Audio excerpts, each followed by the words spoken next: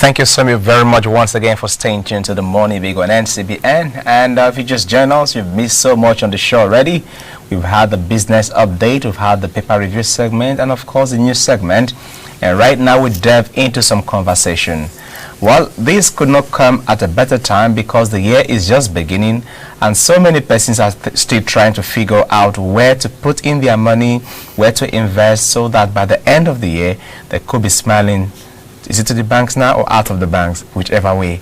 Well, joining us to talk about cryptocurrency and its potentials in Nigeria, issues surrounding it this morning, is our guest in the studio, and he is Jimiruna Leonard, a crypto analyst. I hope I got your name correctly. Yeah, you did. Good morning and welcome to the show. Good morning. Welcome to the show. Thank you. Well, this would be maybe the third or fourth time that we're having you in the studio, whether it's on radio or on TV, and you're very much a messenger of good news to crypto lovers. Yeah. But also we have been faced with a lot of ups and downs as long as that space is concerned. Yeah. And so even for the most confident people, there's a reason to take a step back and reanalyze if this is a safe space.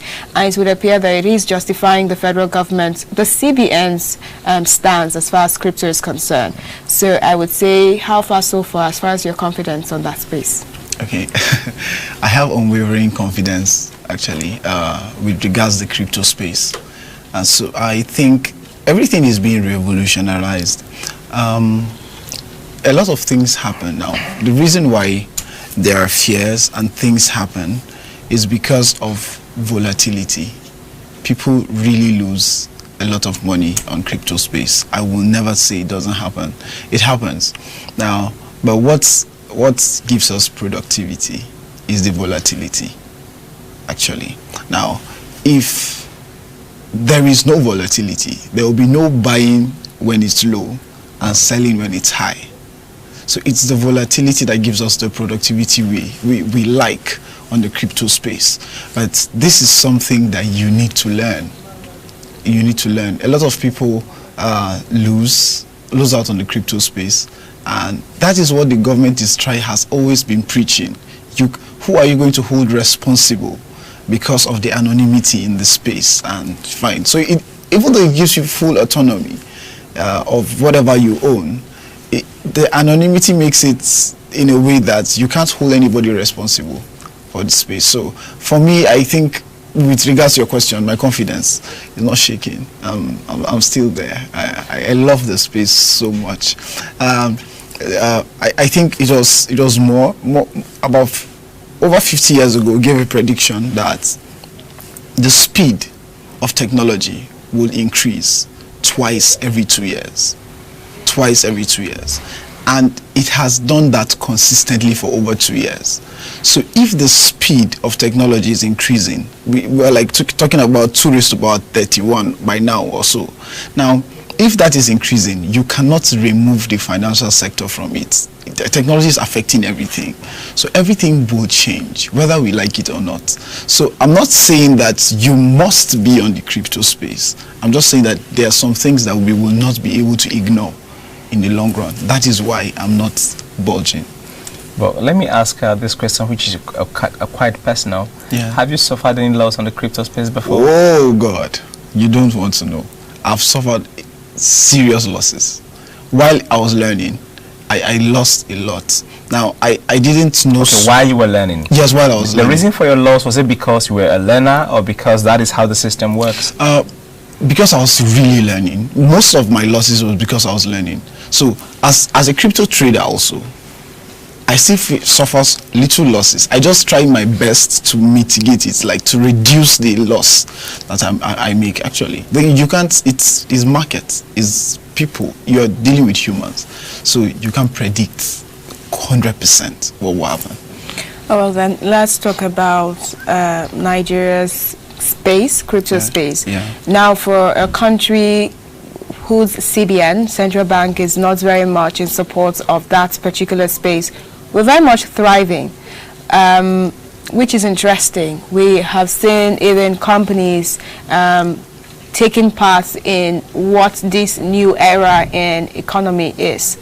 And we've also seen actually, I would call it in an interesting turn of events. The CBN taking a similar route to boosting our economic space, and which is the Inera. Yeah. Now, I think the Inera and crypto is very much alike, and if not so, would want you to shine lights on the differences.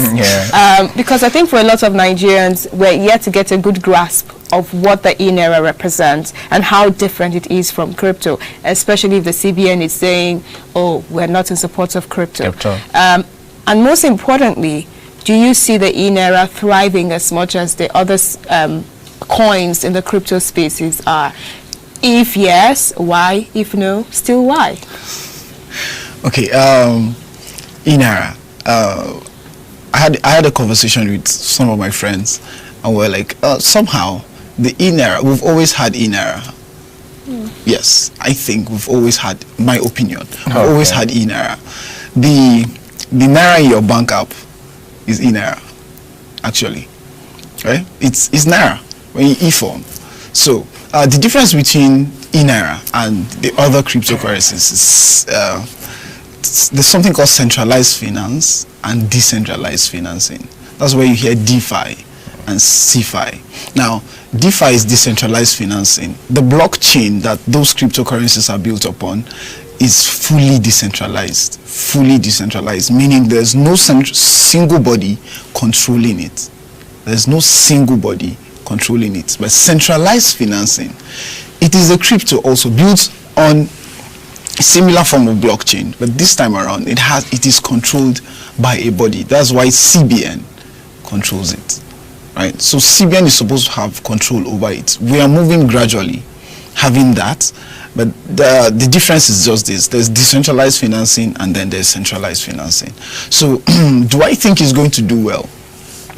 I think it's a good step. I just know that a lot of people that really love the secrecy, the hiding of things in plain sight, I think that's what the blockchain does. It hides things in plain sight. We still want to stick to decentralized financing and not the centralized financing. Even though if Nigeria can still come up with better ways to see that people use or adopt the Inera, it will really help. I think it's a step forward. For me, I was really excited when I heard it. But when I later did my research and saw that it was centralized financing, I was like, yeah, we're still shaky. But what's the difference between the centralized and the decentralized financing? Okay, centralized financing, it is crypto, but it's still controlled by a central bank. So it can regulate, central bank can regulate, central bank can check everything that happens with it. So when you have the app, I downloaded it. You have your Inera.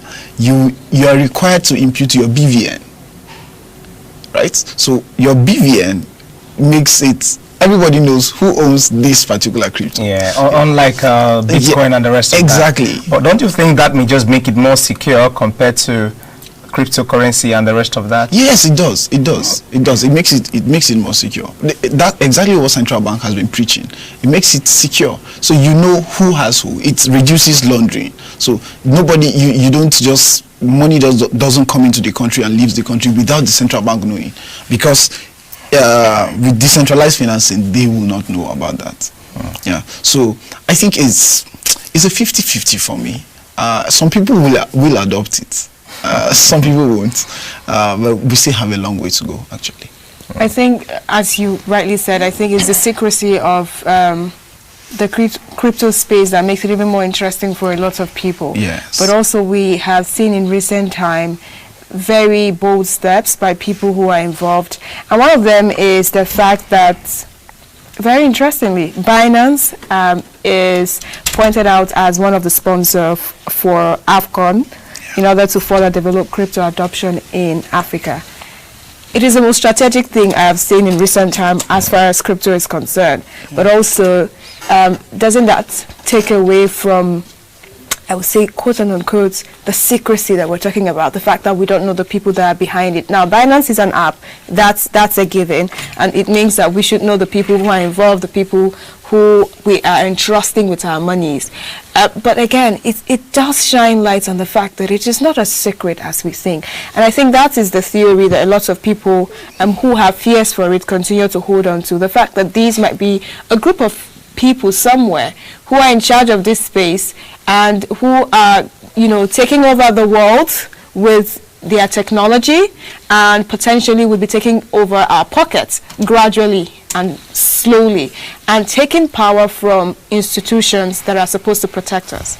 So when you think about it from that way, do you still think that, would you 100% advise people to delve into it? Okay, yeah. So let me use, since you mentioned Binance, let me use Binance. Binance is an exchange platform. Binance is a marketplace where people come buy and sell. So for those that are really into cryptocurrencies, they know that when you buy on Binance or you trade on Binance, you are not supposed to leave whatever you have on Binance. It gets even more tricky, isn't it? Yes. So it's like a marketplace. I want to go to the market, buy whatever I want to buy, and leave it there. So I'll take it to the anonymous place. So there are other wallets that when you sign up or when you download, you don't impute your name. There's no KYC. There's nothing. So you just have your freeze, your recovery freeze, where it's unique to you. That's where you keep it. So just to clear the anonymity. Now, Binance, we all know Binance. I think the owner was just declared I think the richest person in Asia now, or China. So I think I saw that as well. Yeah, we all know that, and there's no secrecy there. When you can trace who owns which account there on Binance also, but it's a marketplace. So it's true that there are people that sit down, create some of these tokens and sell. Some are really fraudulent. I don't know how to say it better. They are. Now, there was an experience. I was looking at a particular token that was created, I think Squid Game, immediately after the movie, the Squid movie, whatever. There was a Squid token, and a lot of people bought it because it had already gained popularity and everything. People bought it, and I think it's weird, but it's like somebody turned off the button, and it was somewhere there. It went to zero immediately. It went to zero. That's why people lost their money. It's true. A lot of people lose a lot of money there, and there are tokens that you can buy, you should buy. I don't advise you to just go in anyhow, please. Now, there's something we call use case, and they're fundamentals actually. Some cryptocurrencies have very strong fundamentals. That's why people keep talking about Bitcoin, keep talking about Ethereum. Right? The market capitalization of Ethereum and Bitcoin alone is over $1 trillion. Just the two. And the whole crypto space, the market cap is about a little over 2 trillion. So only two currencies have over 50% of the market capital. It has strong use case. It's not something that I can say no set of people sitting in a room are just having control over it. Right? Don't just buy into any projects that you see. Yeah, so it's true. So with all of this fears surrounding cryptocurrency and all of those, how we won't determine which one is genuine or good enough to invest? And also, the second question, what factors determine the up and downs that you witness in this entire space? Okay, so let me we'll go with the first question. Okay. How would you know what projects to buy? You cannot just know. You have to do an analysis. You have to check. You have to do your background research. Now that's why I said you have to learn. If you don't know it yet, please meet somebody that knows it well. And this by the way, we were talking about somebody that gave his money to somebody. Okay, you can lose in the space, but somebody should not run away with your cryptocurrency. That shouldn't happen, because that's why you have ability to download the app yourself and store it in your wallet yourself. That should be done, please. Everybody should keep his own now, basically. So for you to know, you have to check. There are many things you go to their on social media, you go to check, do research on them and know if the project is good.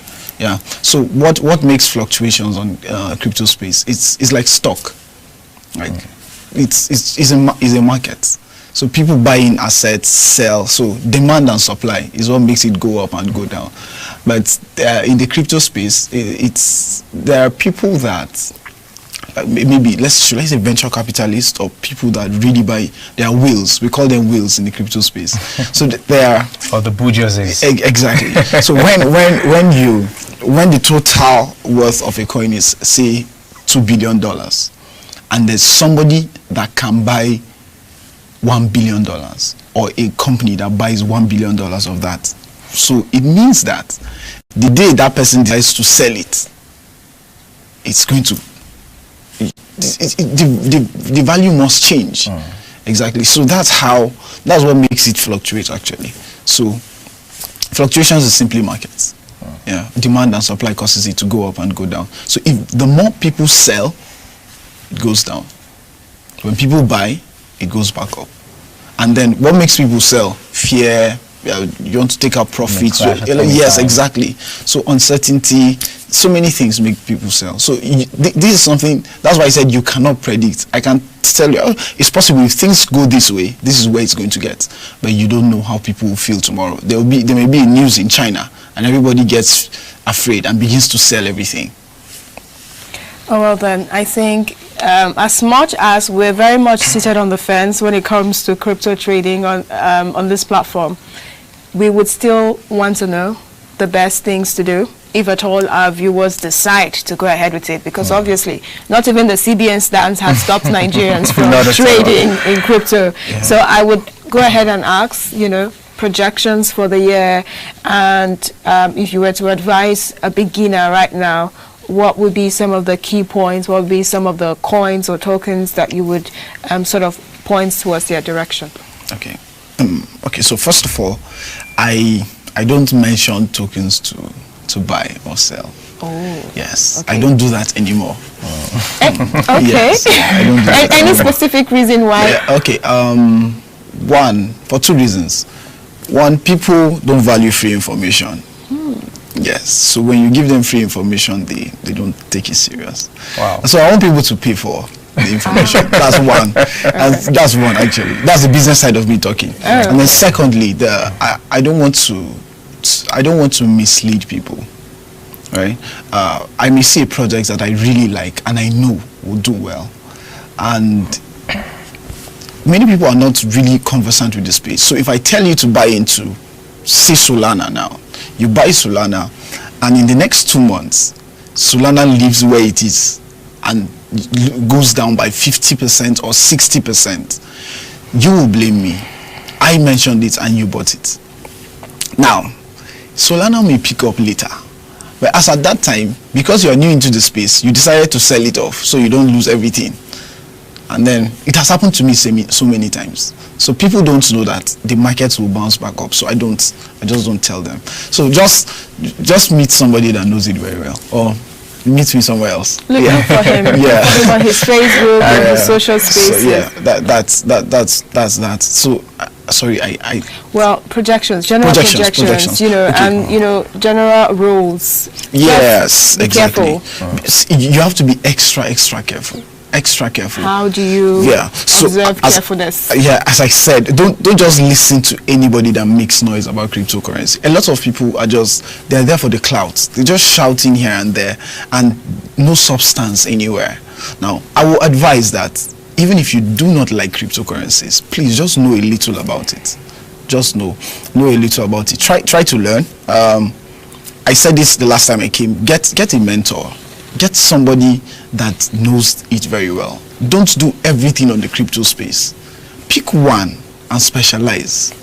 There's so many things going on right now. Just pick one and specialize. I know people that became billionaires in dollars because of one token called Shiba Inu. Just one. They sold every other thing, bought just one. So get a mentor. Don't try your best to keep your token yourself. yourself, the idea in cryptocurrency is not a get rich quick scheme. It's possible for you to get rich quick, but it's not a get rich. It's a get rich quick slowly. Get rich slowly scheme. It's a progress. So nobody should think that this is where you come in and then in the next year you're no. It's something you need to learn. So get a mentor, ask questions. Don't just anything that looks too good to be true. Please just ask. Don't just ask questions and learn. Ask questions and learn. Don't be the one that says I want to give my money to somebody that says he does this. No, please don't do that. Yeah, try to learn. It's not difficult. You could learn it in a few months. How few? A few months doesn't sound too long. Yeah, but as long as there's progress, I think it's not necessarily how soon or how long, how well. It goes back to meeting the right people and taking your time to understand the space. Yes. Well, it's time for us to thank him for sharing his crypto knowledge with us this morning. Thank you. You're welcome. Thank you for having me.